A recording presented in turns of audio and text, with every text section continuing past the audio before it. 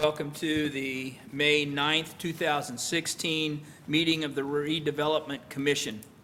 The Redevelopment Commission is here serving the city of Lebanon, and we are here this evening to address the items placed on the agenda. At this time, we'll start the meeting with a call to order. Let the minutes reflect that all are in attendance except Mr. Morag, who is absent but excused. This time, I'd like to have the Pledge of Allegiance. Linda, would you please lead us in the Pledge of Allegiance? I pledge allegiance to the flag of the United States of America and to the republic for which it stands, one nation, under God, indivisible, with liberty and justice for all. Thank you, Linda. Good evening, Commissioners. We have our agenda this evening under new business. The first item, the Mount Zion Road Repair Project. Mr. Larry Lee, City of Lebanon, will present to us this evening. Mr. Lee?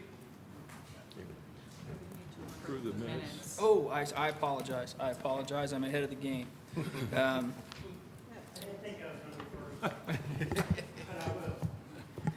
Under the approval of minutes, we present for the board's review and consideration the minutes from the April 27th meeting.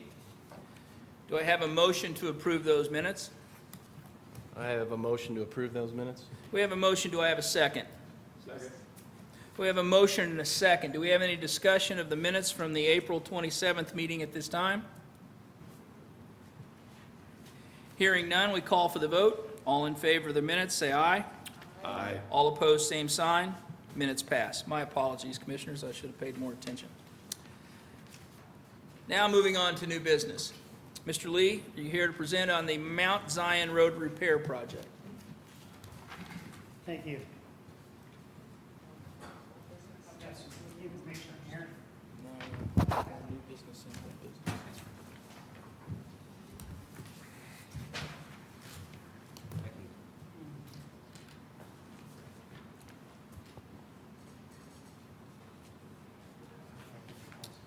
Thank you. Sir? Well, thank you.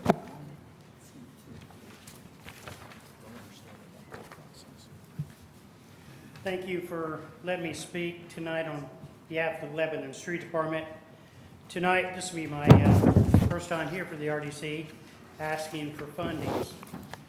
Actually, I'm asking for some maintenance fundings that's out here at our business park.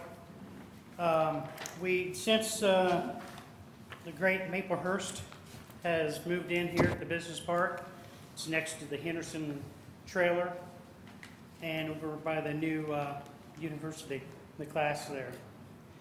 You all have a packet that actually has an estimate price. It also shows you a map of the area that we're wanting to work on. It's actually Garofalo Boulevard, Mount Zion Road, and North Mount Zion Road. And along with that, you've got some pictures. Would you want to look at those a little bit before I continue, or go ahead? You can go ahead, Larry. Okay, thank you. As I said, my name's Larry Lee. I'm Street Superintendent for the Lebanon Street Department. I'm here tonight to request funds for the roadway at Business Park. There are three areas, as you can see, North Mount Zion Road, and Garofalo Boulevard has deteriorated badly.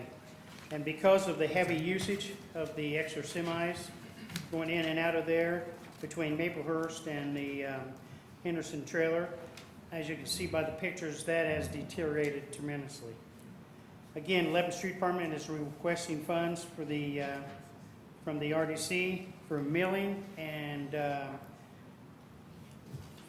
maintenance issue for the roadway out here at the business park. As you can see in your estimate price, I've worked with the local contractor here, and we've got it down into sections. Section 1. Do you want to put this over here? Oh, that'd be great. Thank you. All right, great. Thank you. Section 2 and Section 3. And that is up here from the curb area down along the curve on Mount Zion Road, down here by Maplehurst. Over here is Henderson Trailer, and then going basically a little bit west to North Mount Zion Road up to Enterprise Boulevard. Larry, could you go through that again and outline Section 1, Garofalo Boulevard? Yes. And then where that ends to Section 2, Okay. Garofalo Boulevard to the T intersection at Maplehurst, and then outline Section 3, Yes. Maplehurst and Hendricks North, Mount Vernon Road to Enterprise, please. Okay.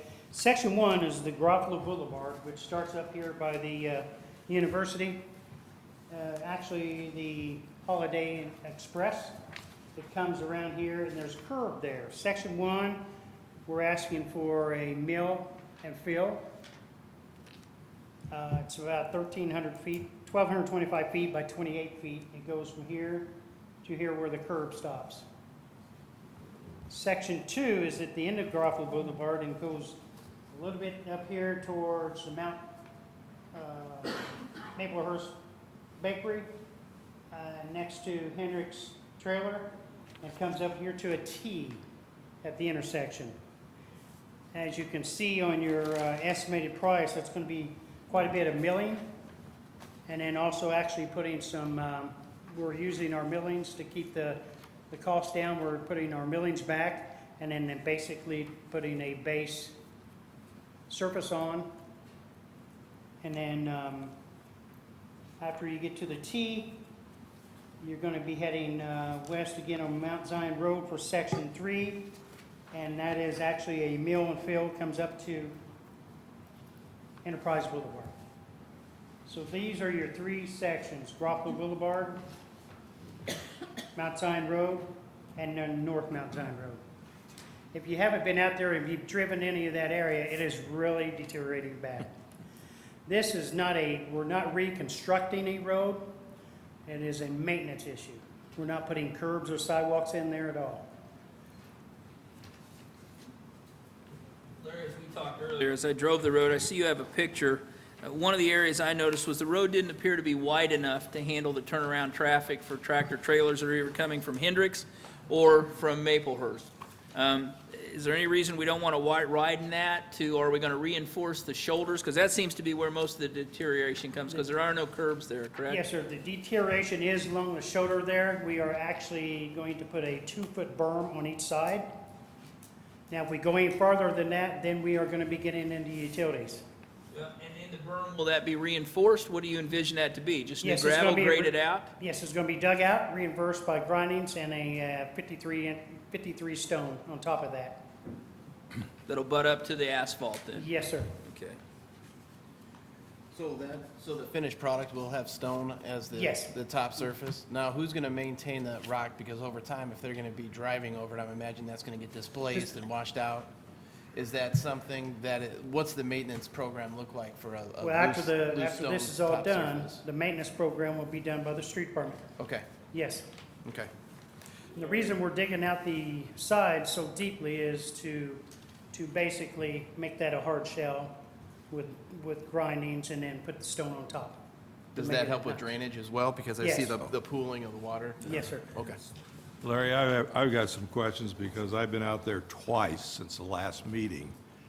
One time, there was no traffic. It happened to be a time of day when there were no trucks. The last time I was out there, there was quite a bit of semi-traffic.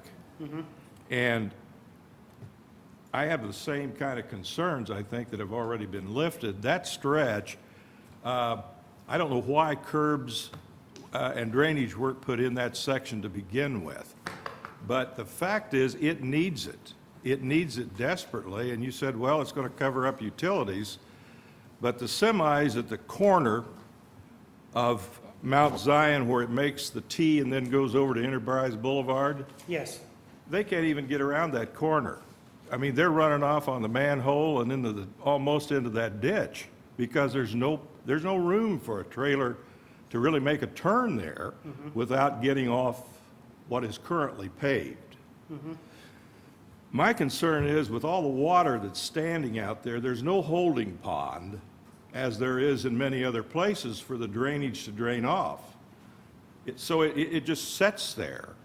And my concern is if we just merely do what's being advocated here and not really fix the issue, we're going to be back in a, it's going to freeze, thaw, break up, they're going to run off of it, and we're going to be right back to where we are now, asking, just from a maintenance standpoint, as you put it, to take care of that versus fixing the problem. Those people out there are very important because, I mean, to this commission certainly, in terms of that area and what we need to do. I'm just concerned that this is sort of like you indicated, a maintenance project as opposed to really fixing some pretty fundamental problems on that stretch. Everything else has curbs out there except the Mount Zion piece from that Hendricks intersection over to Enterprise Boulevard. That's exactly right. Yeah, so I'm just raising that question. I don't know why it wasn't put in the first place, but that's neither here nor there. I mean, we're faced with something here that's being recommended to take care of this, and from the pictures, it's pretty obvious what we're talking about. And Yes, I'm sir. concerned about it, would like to see it fixed, but I'd like to see it fixed so that it's fixed as opposed to just a patch job, and then we're going to be back out there going through this again before too long. I don't really think it's a patch job. It's going to be a regrinding of about 1 foot. But I can understand your situation about a curb and gutter. But we would have to go back to the drawing board and maybe get a major contractor out there for curb and gutter, moving utilities. Right now, you're going to profile that. I brought Steve Dave with me this evening to explain a little bit about the profile of the roadway. Once you profile the roadway, you've got a crown where that water will run off of the street, into the side ditch, into the grass area. That's what we have now. But it can't get there now because of the rutting along the berm. Once the berm is fixed and the profile is done, then you've got your crown where the water will go along the grass area and use this as a filtration. If you widen that 2 feet on each side from the berm, it isn't going to increase the paved area. No. It's still going to be as narrow as it is today. So these trucks, if you look at those pictures, that's more than 2 feet on each side. They're getting off in there now. What's going to prevent in 6 months it looking just like it looks now in your photos? I don't think it looked like that in 6 months, but I can understand what you're saying.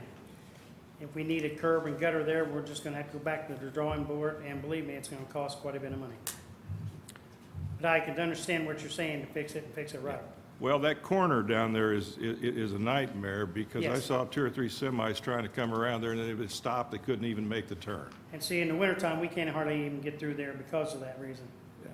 Now, there's drainage from that off to that pond that sits to the south of Hendricks, but there's a manhole there, and then it's just a ditch, and, there's not a lot of room, but it just seems like, from a standpoint of the dollars that we are being asked to spend, I would rather spend, even if it was more dollars, to fix the thing the way it should be on that particular stretch.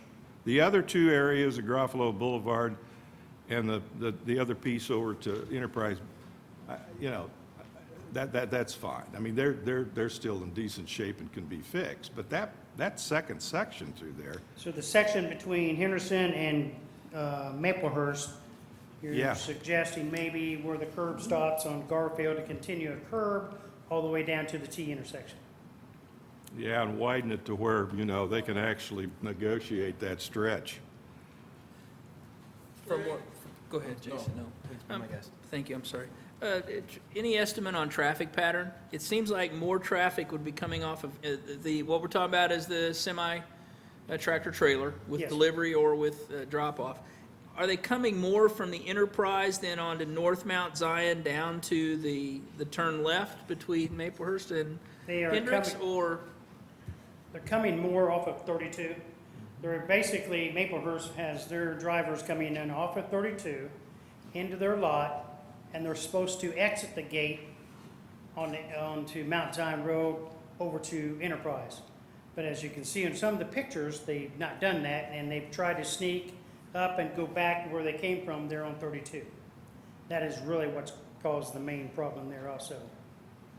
Henderson, the manager there, and along with Maplehurst, they've had talked quite a bit, and they were trying to correct that problem, which they have done.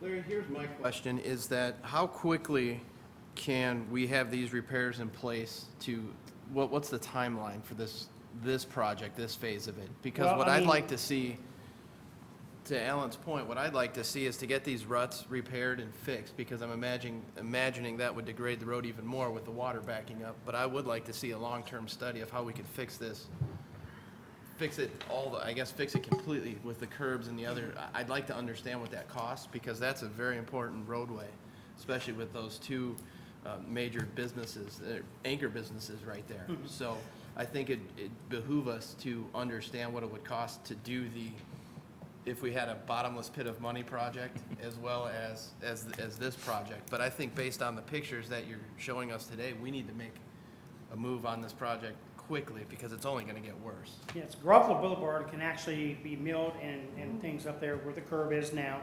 And the north part of Mount Zion Road that goes out to Enterprise could be taken care of. And then maybe, and then work with the Mount Zion Road between Maplehurst and Henderson. I don't know if you want to decide to go ahead and try to do that road work then, and then extend the widening and then putting the curb in. But we're ready to go with this. We have a contractor now, a local contractor, under a maintenance issue that can go anytime. Okay. Now, if the board would like to go ahead and put it out to bids or whatever, that's fine too. But remember, this is not actually redesigning a road. It is a maintenance issue. I should have brought the core samples. That road is about 12 inches thick.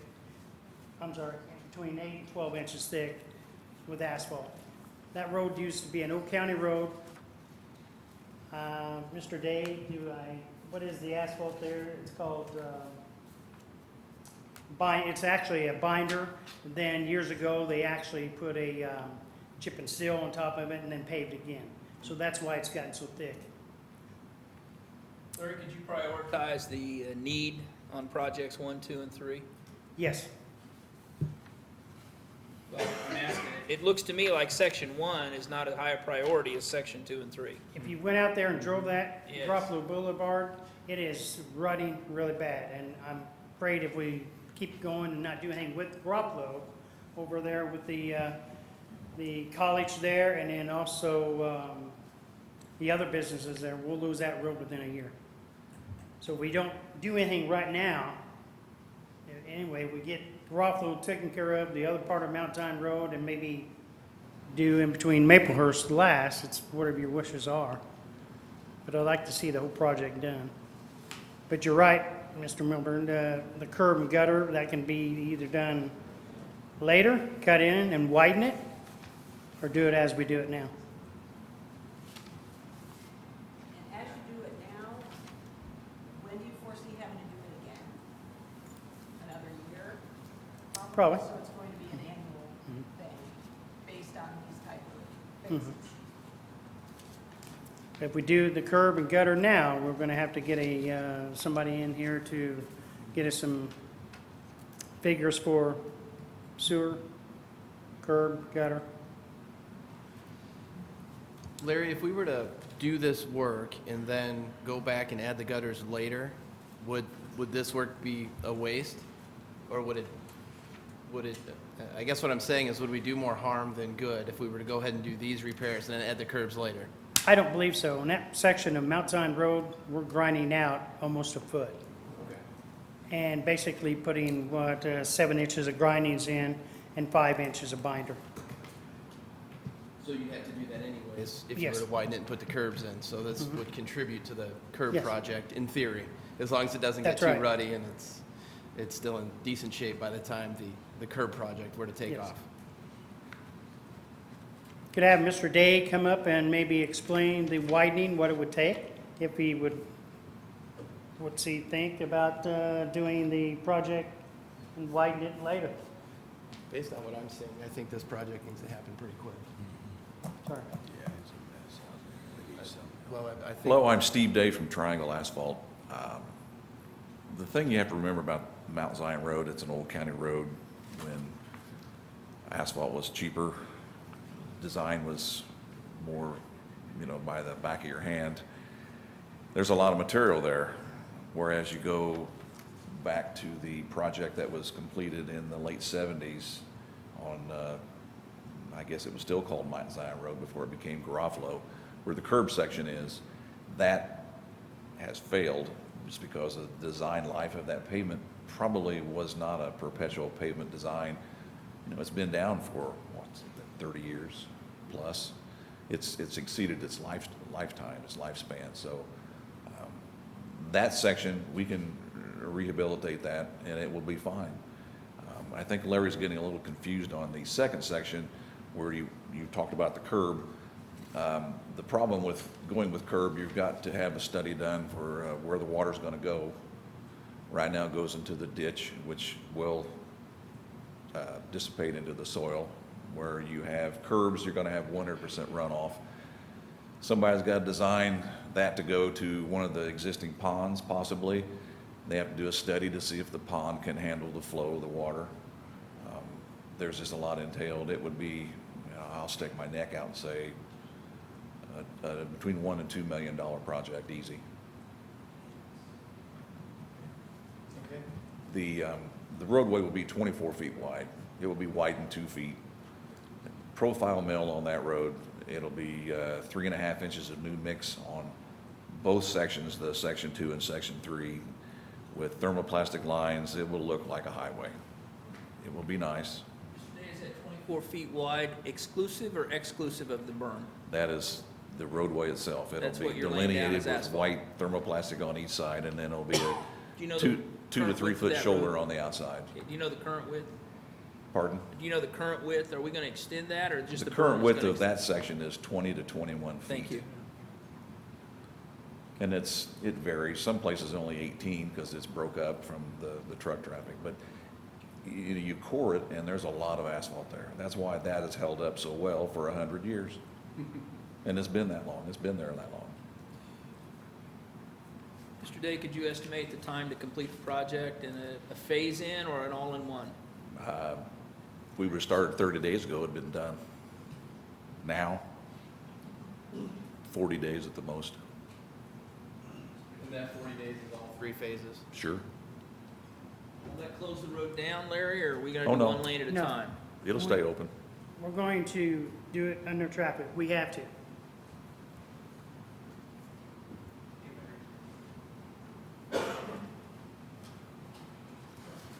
You won't lose the money on that second section by rehabbing this. Okay. And it'll take a while. You'll want to try to find federal funds to help if you do something like that, because that will be an expensive project to do there. All of Duke's ponds they have around there were designed for their properties. You're Sure, gonna sure. put the city water in there, then it's a new can of worms. Steve, I appreciate your additional comments on that. I feel a little more comfortable with what you've explained on how that work that's in the proposal is going to do a lot to improve what's there now. I also appreciate the fact that to put curbs in and drainage and so forth, even though that sounds like the right long-term fix, as I said, there's no drainage pond on that stretch at all. So there's probably a lot of other complications. I was just concerned about what that width was going to be and what the berm effort was going to really be like in terms of trying to take care of the traffic. The semis drive off, it may look Yeah. the same. It may. They're truck drivers. They're gonna go the shortest way possible. Trust me, Maplehurst has put posts out there, and if you've driven out, you saw the 6-foot-high yellow posts that they've tore down with their trucks. Other questions for Mr. Day from the commission? I have a question, not necessarily, not with him, so. Steve, thank you very much. Appreciate that. Thank you, Steve. Question, new person question, really. As far as an annual, and I'm not sure who can answer this obviously needs to be done, but as far as an annual budget, do you have a budget for something like this? I'm sure. Not within the redevelopment commission, I'm not aware of an annual budget that's set aside for this. We generally operate on the principle of request and allocation. and we allocate the funds, and then either the mayor's office or his departments then spend the money as requested to allocate the funds. I'm not sure, and I would defer to Tanya or Rob for clarification, but I don't believe we possess an annual budget that outlines this. I would take that one step farther and ask, does the city budget include maintenance and upkeep to this? For this, after it's all done, after the RDC would fund this, yeah, we'd have to, yeah, we'd continue to do so. Okay. But getting into my budget to take care of this would just blow my budget away. I do believe it falls well within the realm of what RDC is designed to support, because it directly supports the business part, but I don't think there's a budget. I didn't know if we projected annually something for these type of things. So, okay. And Be a Larry- new person question. No, that's a good question, very good question. Larry, correct me, have you come to the RDC for funds to correct this road in the past? I never have. This is the first time I ever went to this board to ask Thank you. monies for the business park. And just one other question, and we have the bid from Triangle. Did you seek other bids for this document? That's what I'm asking you for tonight, to give me instructions, what you would like for to do. Get bids, whatever, or it can be bidded in the individual project or at one. Other questions for Mr. Lee? Before I move for motion, I would open the floor up. Is there anyone from the audience who would like to address this issue? If so, if you could please come to the podium, state your name and address, and ask your question.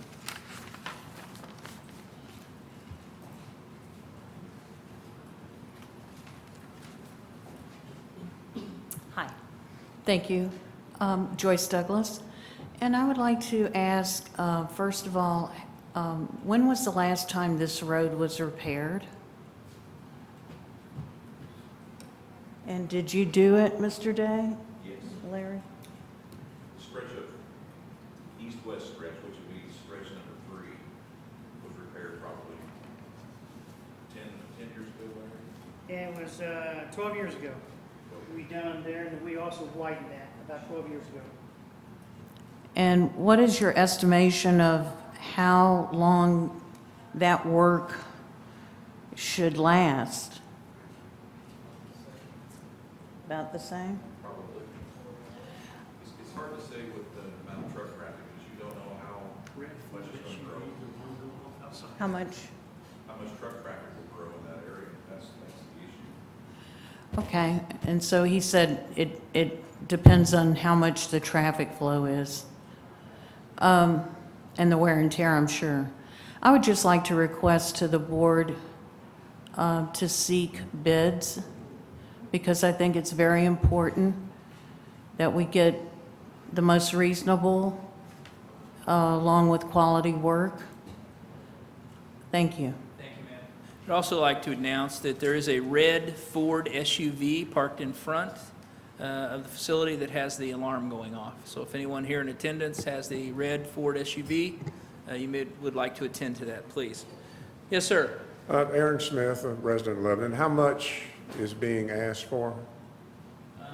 Right now, there is a not-to-exceed amount stated of $300,000, but the proposal we have in front of us is below that amount. Okay, thank you. I like to make note that at the end of this month, that the street department will be receiving a one-time special coit distribution. I can't remember how much it'll be, but I think it's 2.2 million. $2.2 million. So that, if your finances are such that $300,000 might present a strain currently or for other future projects, that this one-time special coit distribution might be another funding source. Thank you. Thank you, Mr. Smith. If you could clarify, Mr. Smith, at what date did you think that was available?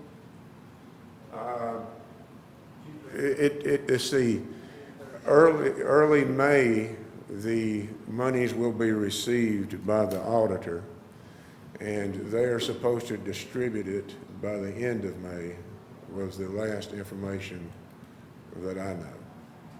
Thank you very much. Appreciate that. Any other comment from members of the audience? Larry, I'm sure you're aware of that distribution. What do you have earmarked, what kind of projects do you have earmarked for that? I'm working with the mayor, Okay?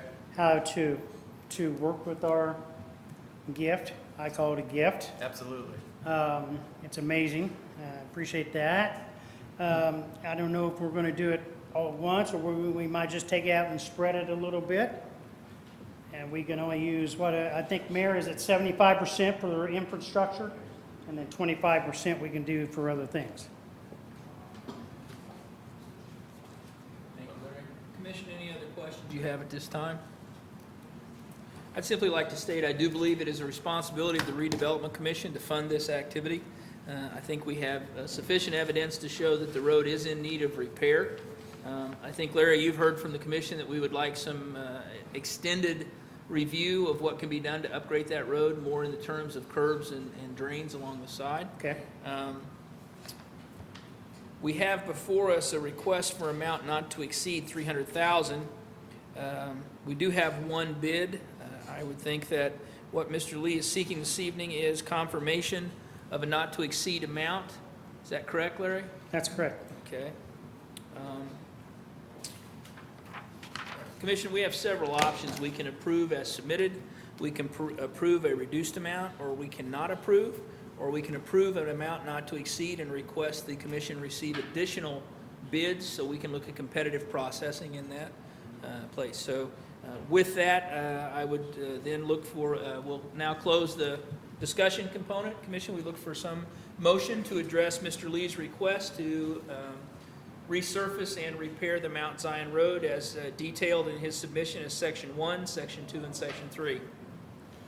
I would like to make a motion to set the not to exceed number and solicit an additional bid or two for our review.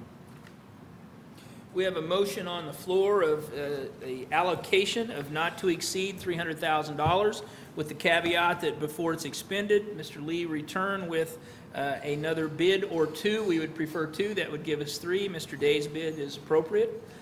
With that, I need a second. I second. We have a second. We have a motion and a second. Any further discussion on the motion that has been made? Hearing none, I call for a vote. All in favor of the motion as presented and seconded, please say aye. Aye. All opposed, same sign. Larry, if you would, we've allocated $300,000 not to exceed amount. If you would, please, for the commission's request, seek at least one or two other bids to use as comparative analysis. If you could bring that back to us in June, if possible, we'll make a motion at that time, and then the winner of the bid can get started on that road. Okay. Thank you so much for Thank your you. presentation. May I Thank you, say- Commissioner. May I say one more thing, Bob? Yes, Mr. Day? My bid was put together with the city's maintenance contract annual bid. The prices were all variable based upon quantities to be paid for. You're going to ask for other bids now. My bid now is in public record. So my question is, how are you going to take my design and get a firm bid from other companies when my bid is out in the public realm now? Do we change the design? Anybody's going to come up with a price cheaper than mine by $2. Well, if I understand by law, we do not have to accept the lowest bid. We simply have to accept the most appropriate bid. Is that That's correct? true. Rob? I just wanted to point that fact out. Point well taken. I apologize for putting you in that position. Larry, with that comment, I would ask that you take all effort to be fair and equitable in seeking a competitive bid. Okay, thank you. Okay? Can I ask a question here? In fairness to Mr. Day, since he's already submitted a proposal, there isn't anything to prevent him from resubmitting No. another proposal. I mean, he's not locked in to this particular bid, is he? No, sir. Based on the motion that passed, we have allocated $300,000 for the project. Mr. Lee's been tasked with bringing the commission comparative bids for the work as described on the Section 1, Section 2, and Section 3 sheet. I would say that does not preclude Mr. Day from rebidding or submitting his original bid. Dr. Taylor, I think just to answer Mr. Milburn's question, As I understood it, at least, this was just an estimate rather than a bid. And so, one way to do this, Larry, would be to just take this process, open it up to the bidding requirements and have everyone submit as opposed, and this is just an estimate, but Mr. Day makes a good comment and, what's out there in the public. Other comment from the commission? Thank you. That answers my question. Appreciate that. Thank you, Mr. Lee. Thank you. Moving on to old business. Under old business from last meeting, we had a motion to table the discussion about the downtown revitalization presentation by Schneider and Associates. I would look for a motion to take that off the table and reopen the discussion. I motion to reopen that discussion. We have a motion. Do we have a second? I'll second. We have a motion and a second. Any discussion at this point? All in favor of taking the motion off of the table and putting it forward for rediscussion, say aye. Aye. All opposed, same sign. Thank you. At this time, under old business, we'll look at the downtown revitalization presentation by Schneider and Associates. I believe, Commission, you have received documentation. Do we have any discussion or inquiry at this time? I have some comments to make, if that's acceptable. Very appropriate. Okay. First of all, I don't want any of my comments to seem negative or to preclude where I come from in terms of supporting reasonable and responsible decision-making and actually work that will help our city, whether it's downtown or any place else, that'll improve the quality of life and make Lebanon a better place. What I found interesting as the newest person on this commission and having attended the last meeting when this was introduced, was my first meeting. I've been around long enough to know that there's been a lot of history in terms of downtown revitalization efforts. But I had to admit that I was a little rusty in terms of what had really taken place and when, and what came out of those efforts. So I decided I'd just do a little bit of investigation and research. And what I found out was, it's kind of interesting. Number one, here is a study. It's actually the Lebanon Gateways, Corridors, and the Master Plan, of which this has been a document that's been very helpful in terms of what we are seeing in the way of the gateway activity, but also a major part of this study dealt with downtown revitalization. That's one study. I have no idea what that study cost, but I have been told it was 6 figures. We also had a very interesting and a very good project that came to us from Ball State that dealt with downtown. That was a very reasonable study because they used a lot of their students and really minimized their costs, but got some really interesting and valuable input, but it was another study, if you will. By the way, that first study was in 2004, I believe. This is a study that was conducted by a company called DLZ, and it's Downtown Revitalization Study, and this is dated January of 2014. I have no idea what that study cost. And now we have another recommendation for another downtown revitalization study. I'm not opposed to studies, that's not my point. But what I found interesting is that in reviewing those documents, there's a lot of commonality in all of those studies. Everything from photographs, the area. The only thing that I found that was really interesting was that what is defined as downtown had a different footprint in every one of these studies. So I had to conclude that when we talk about downtown revitalization, it's a moving target. I find that a little difficult to get my hands around in terms of what is it that has changed all these studies in terms of what is defined or defining downtown. I also think that as a commission member, I have a responsibility not only from, hey, we have something good that's really going to help us, but I also have a fiduciary responsibility from the standpoint of costs for what it is that we really hope to get from studies. This may not be a fair statement, but it's my statement. Revitalization studies don't revitalize. It takes the property owners, the business people, other interested folks in this community to come together to not only provide the interest, but the resources, and probably more important, the commitment to make something good happen. I don't know the cost sharing of any of this from the standpoint of what redevelopment commissions put in, what the city puts in, what the property owners put in to any kind of output from a study.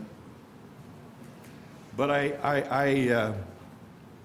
with respect to the proposal that's before us, I again don't want to be in a position that we have another study that has a cost tag on it of about $155,000 plus reimbursables that's going to end up on the shelf somewhere like most of these other studies apparently have. So having said that, I'm looking for a little more persuasion and a little more information that would make me feel more comfortable in terms of this particular proposal. If you don't mind, Alan, just say a quick question for you, or a quick response to you. I wholeheartedly agree, and I think part of the issues we've had in the past is we've been studying things to death. And part of the reason why, through this process, when we looked at the Schneider firm, it's an action plan. It's not another study. So I think Ken can speak to that further later on. But also, he's used those plans to formulate his own with us, and those will be part of that. So that's not money wasted. We will be using those plans and integrating them into our action plan going forward. So it's a little different model we're using here. So this one is the one that we'll hopefully take here. Thank you, Mr. Mayor. Thank you, Mr. Milborn. Other comments from the commission? Mr. Schneider, would you please step to the podium? Good evening. Good evening. Thank you for coming back. We appreciate that. Certainly, your expertise is something we would consider valuable to any decision we make. In taking into consideration what Mr. Milborn has said, talk to me a little bit about breaking this project down as to Task 1, Task 1A, 1B, and Task 2. How, if we were to allocate funds in a phased basis, could you talk to us a little bit about how that would impact or how that could be worked with and what you currently intend to do? One can do that if you choose to go that route. The work that we have done in other communities has been to assist communities that are having difficulty activating and bringing business and investment into their downtown buildings and hosting community events. So when we've been asked to assist communities in that endeavor, our approach, which you all remember I described in detail last week, our approach is a two-pronged approach, and it is to look at what kind of investments you can make within the public realm. At the same time that we evaluate what are the real opportunities within the private real estate within your community. And so the catalyst projects that are within your historic structures we call them catalyst projects because we look for as we survey your downtown buildings, we look for the buildings and groups of buildings which can be redeveloped in a fashion to have an influence on adjacent real estate. And so probably a couple examples are in order. And state of Indiana has been pretty open with the fact that we have 92 counties and we have somewhere around 84 counties that are losing population, which doesn't bode well for the future of those counties. And in almost every one of those counties, the county seat has a lot of vacant space and underutilized space within their historic buildings around the square. And we find that people who own that real estate aren't generating enough revenue to actually take care of the historic resource.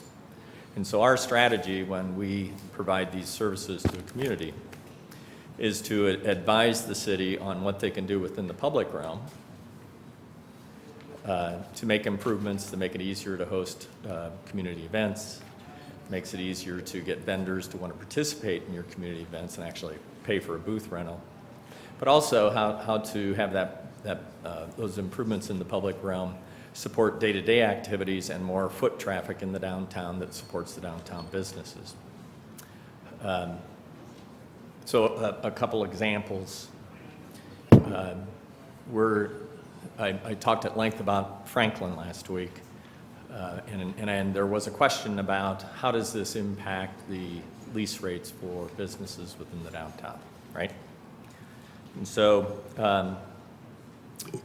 for the record, and I believe this has been distributed to the commission members, but prior to the completion of our downtown plan, lease rates in downtown Franklin were for the most part $5 or less per square foot. And since the completion of that plan and the investment that the city put into the downtown public realm, paired with the kind of incentives they put together through their development corporation to promote private investment, they've had over $22 million go into their downtown buildings. And the lease rates in the downtown have increased. So people who haven't improved their building, but they're still leasing, have seen a nearly 50% increase in their lease rates. And then in the improved space, we're seeing between $9.50 and $12 per square foot on those lease rates.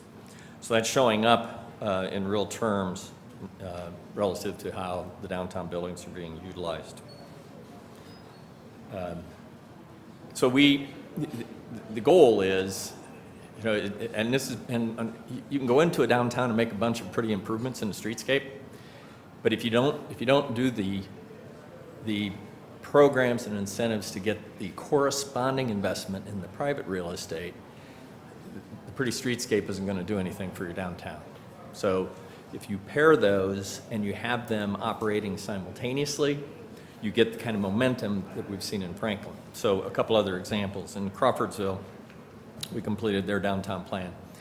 And as part of that, we looked for catalyst projects. One of our catalyst projects that we identified and provided the architectural plans for, which our proposal proposes for here in Lebanon. Those architectural plans then became the catalyst behind a developer coming on board and doing a $10 million investment in one building in downtown Crawfordsville. So they'll be getting a 5-story hotel with a fine dining restaurant in downtown Crawfordsville.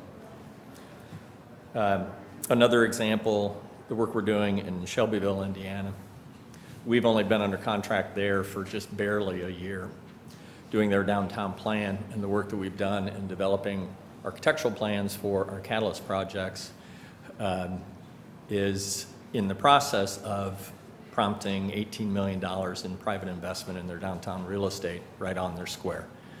That's in 2 separate catalyst projects, and both of those catalyst projects are actually utilizing 3 buildings on 2 separate corners of the square. So connecting buildings on the upper levels in order to make projects of enough size that you can get your cost per square foot down to a point where it actually can be feasible and you can get the financing to get the project done.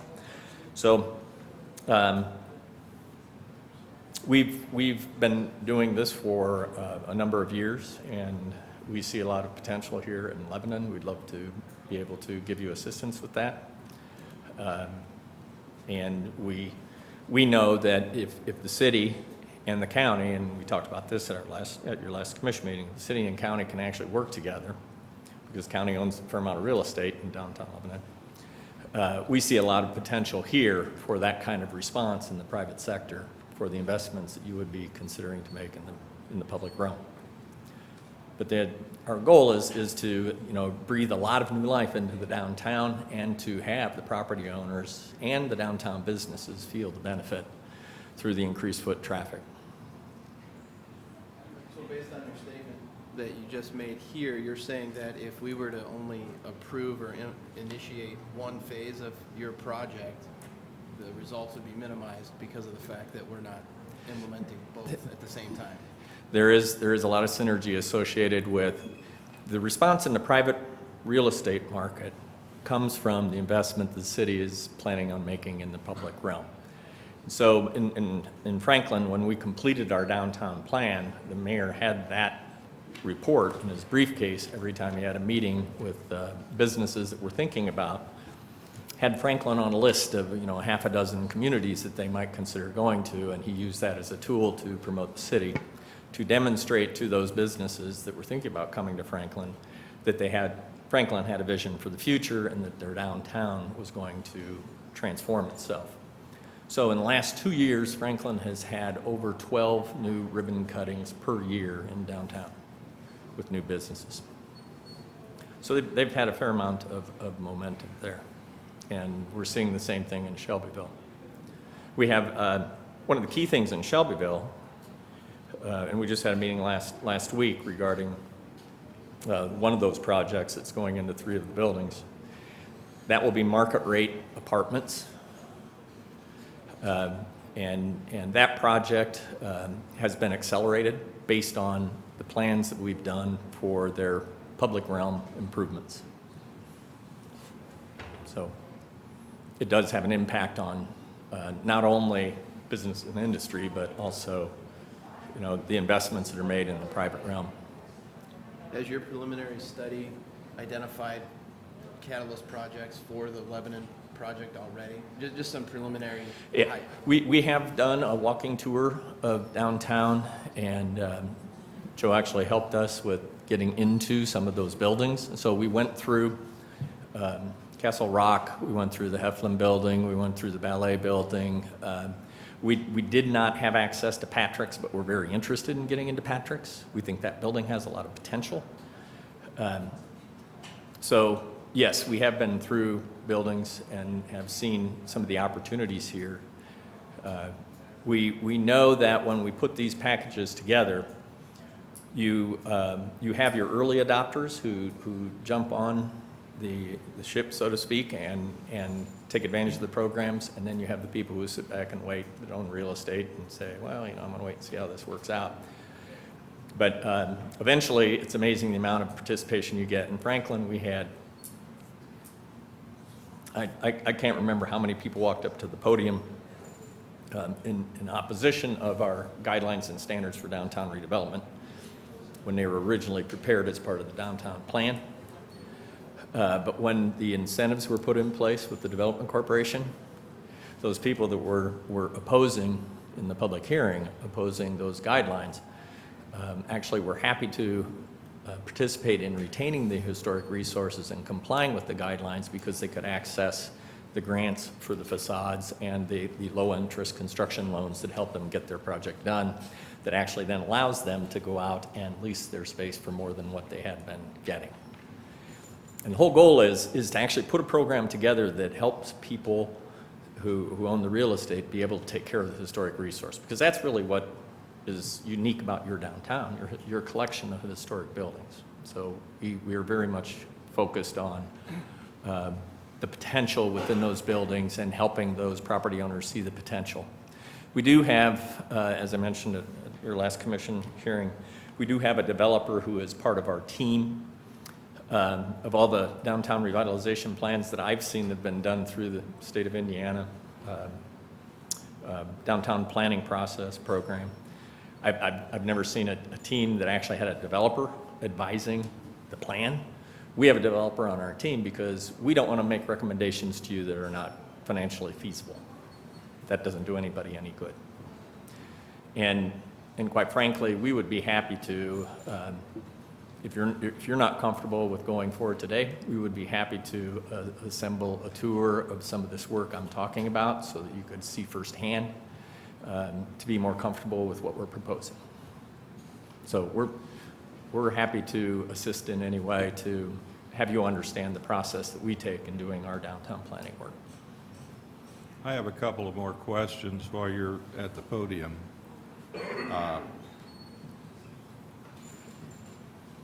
What has taken place with this proposal in terms of communication with people who are really going to be affected?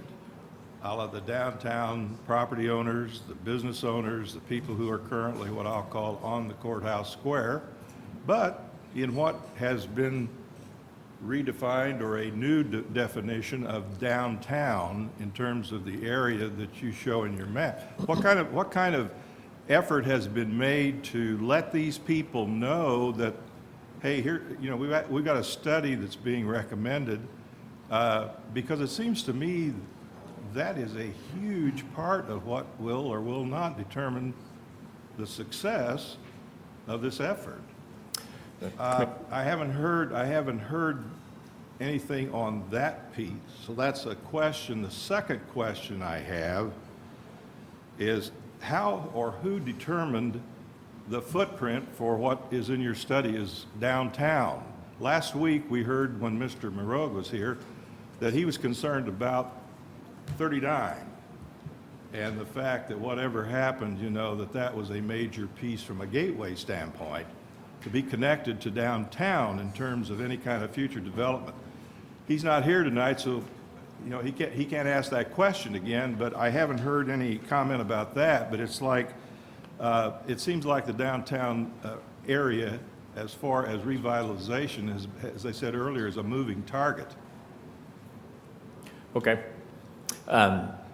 Thank you for those questions and comments. So the study area, I mentioned we're pretty focused on historic preservation. So the study area is actually the Lebanon Historic Commercial District. So the boundaries that we chose are within your district. And if you set up a development corporation and you put the incentives in place, the buildings within that district, for the most part, can participate in the program. So that's the logic behind the district that we chose. And again, you know, we're focused on retaining your historic resources, making certain that that part of your local history and fabric and culture are retained for the future. And then in your first question, indeed, engaging the local stakeholders and property owners within this district is an important part of the process, and that takes some time, and that's part of our proposed services and reaching out to them. So when we do our building survey and we go around and look for catalyst projects, we look for some of the opportunities that we're now implementing in other communities. We look for buildings and groups of buildings that provide the kind of opportunities we're looking for that can be successful redevelopment opportunities. So when we go around and tour the buildings and talk to the property owners, and so we met Andy Gutwein when we looked at the Heflin building. We met the owner of Castle Rock. Gary Katona. Gary, yep. And a couple other owners. But when we do that, part of what we're doing is we're talking to those property owners and we're gauging their level of interest and capacity, because sometimes we will find a building or a couple buildings or 3 buildings that would be a great redevelopment project. But if we have the sense that that property owner isn't going to go forward, we don't want to be wasting the money you're spending on having architectural plans done. Sometimes we have to do all of our catalyst projects for that property owner to realize, hey, I really do have something here. Maybe I should listen to these guys. So we will be assessing the viability of the buildings that we tour relative to the potential that they have, but also, you know, in all due fairness, to be mindful of the money that the city is planning on spending for this work. making certain that the people we're working with are actually willing and able to carry that forward. One of the reasons we have a developer on board is so that these property owners, when we come to them with an idea of what the potential of their building is, we're happy to let them spend time with our developer to understand that development potential. And if need be, our developer can become an equity partner and help them do the development if they're uncomfortable putting on the developer hat. So we look at various different ways in which we can actually make this happen within your community. I appreciate your answer, but it's still not answering my question.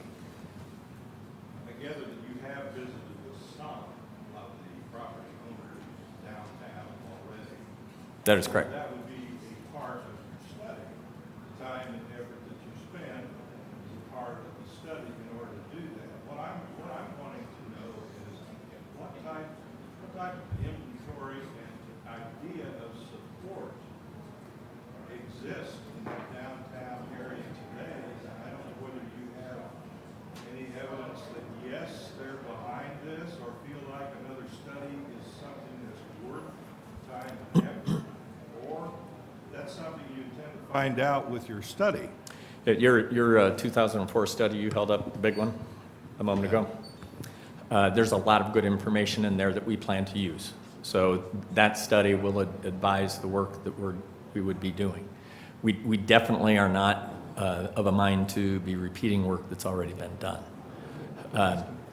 So that information, when we do our first pass under contract, when we do our first pass at what the potential is that we see within the community, we will be using that study to make our list of our first round of investigations relative to what we think the viable opportunities are within the community. And, you know, that report is going to help us prioritize our first round of investigations. Oftentimes, we need to do 2 and sometimes 3 rounds of investigations once we get into the project and understand the potential within the projects that we're looking at and the properties that we're looking at. Again, I'm happy to, talking to some of the people we've done this for, some of the other communities we've done this for, I think could be beneficial. And if we need to table this again, we're certainly comfortable with that. I'm happy to assist in having you understand how the approach we take is a bit different from the studies you've had done in the past. And I respect that, because you've been asked to put together a proposal and a study and bring it here for consideration. May not be an accurate assessment, but it just seems to me like we've got the cart a little bit ahead of the horse here in terms of all that's happened in the past with studies, and then just a proposal that's coming to this body for some kind of approval. But I haven't felt or heard or had any indication that we really have what I think is needed for traction in an action item to make something happen, to help make it a little more, what do I want to say, acceptable, or like, hey, this is, we're all in this together, we're moving in the right direction. Alan, I would remind you too, downtown revitalization was a big part of my platform, the campaign. I understand that. And a 66% margin speaks to that people are interested in that. We've seen great momentum already with our Heart of Lebanon group. We're seeing great success with our farmers market. I think we have already laid some of the very early building blocks from a cultural standpoint to lay those blocks there that can help support a project like this, where we actually start digging into what the buildings actually will end up looking like, what the public spaces look like. So I think I would disagree that you don't feel that there's momentum out there for a downtown putting emphasis back down there, because I think we are seeing that already. Well, I'll make a comment. I didn't say that I disagreed that there is no momentum. I would just like to see a little more evidence of that, in terms of those people are going to have to be deeply involved and committed and to make it happen. Before we just continue to move down that road. Yeah. I would say, I mentioned briefly the importance of the city working with the county and the amount of real estate that the county has. And with their recent land acquisition, we see some real opportunities there as part of the planning for the downtown.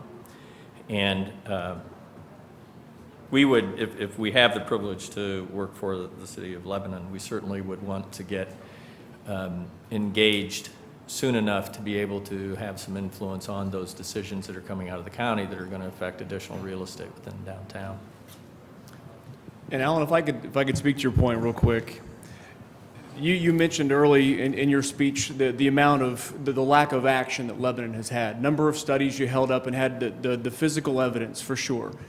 When you look around the donut of Indianapolis, from south all the way down into Martinsville, over to Plainfield, into Brownsburg, every other community is revitalizing and taking those action steps. And by your own admission, you feel like maybe Lebanon should wait a little bit longer. And my recommendation is that Lebanon, it's time to move. Whitestown to the south is growing like gangbusters. Zionsville continues to grow. Carmel, Westfield, Noblesville, Fishers, Greenfield, all those communities are investing and doing, and Lebanon is studying. And you held that up, and the 2014 study wasn't even adopted. I mean, we didn't even take the step to adopt that. And so what really set Riemenschneider Associates apart was they listened to us saying, we're sick of keeping it in neutral, keeping it in park, for crying out loud. We need action. We need something to be done where there's a launch sequence. And so looking around all the donut counties and all the growth they've seen, Greenwood, I mean, all the way around Indianapolis, Lebanon's population is 16,000. Lebanon's downtown looks much the same as it did a decade ago. We're feeling what you talked about, that traction, and the mayor talked about a downtown group in the farmers market. That's great, but also in just the past couple of years, we've seen vacant storefronts be populated, and some of the folks who are in this room bring in a leather shop, a meat shop. The old Mason's book building is now purchased, and that will soon have development in it. Greek's Pizzas going in with the old Sugar Bowls. We're having some momentum there. What can take us to the next step? We've had that good build, and I worry that if we continue to let this opportunity sit in park, it will be like one of those studies, and we'll see the dust that it collects, and then in 5 years we'll say maybe we should do something to help revitalize our downtown. I'll simply say it's the responsibility of this commission to seek information to make an informed decision. And Mr. Milburn's inquiry and question, I think we're well within that parameter and well within the commission's desire to make a good fiduciary decision concerning this. With that said, I do know we are backing up against a time constraint. I would look for a continuation of this discussion, although it does put us off another 4 weeks. Ken, I apologize for that. I think you've heard some of the inquiry and question. So therefore, I think it would help our decision process to, one, take you up on your offer to take a tour of the downtown area. I think that was a great idea, and I think some of the commission would appreciate that opportunity to see firsthand what you're talking about. And then second, for us to look again, I'm not quite sure I heard the answer, but I will step out and say I think what you were saying is Task 1A, Task 1B, and Task 2 needed to be bundled into a complete package in order to achieve maximum effectiveness as you foresee this. And with that, I'm going to get down in the weeds and simply ask for a response at some point. You're requesting 112% reimbursement for incurred expenses, and in my world, that extra 12%, I'm not sure what that's for. I don't mind paying for work, but the extra 12% is a little over the top. And then also with the mileage, I probably would like to speak a little bit more to that. Having said that, I want to thank you again for your inquiry. Commission, are there any other questions or comment at this time? I would like to comment, I know again, time restraints, but I do feel better about this myself. Sorry. I do feel better about this myself, especially after the mayor's comment about this being more or less of a study, I guess, than those in the past, and seeing what you have done in Franklin.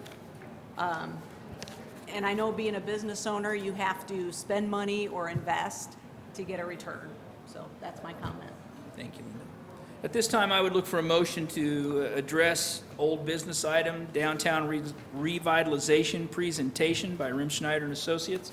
Do I hear a motion? And that motion would be? If you could clarify, Mr. Milburn? Well, you're wanting to know a motion for action on What that? action we'd like to take at this time as a commission? Well, a retabling or a delay or postponement on the decision, but I'm, from the standpoint of a tour and some additional information, whatever you want to define that as, that's what I move. I think I would define that as tabling this pending for more information and the tour as suggested.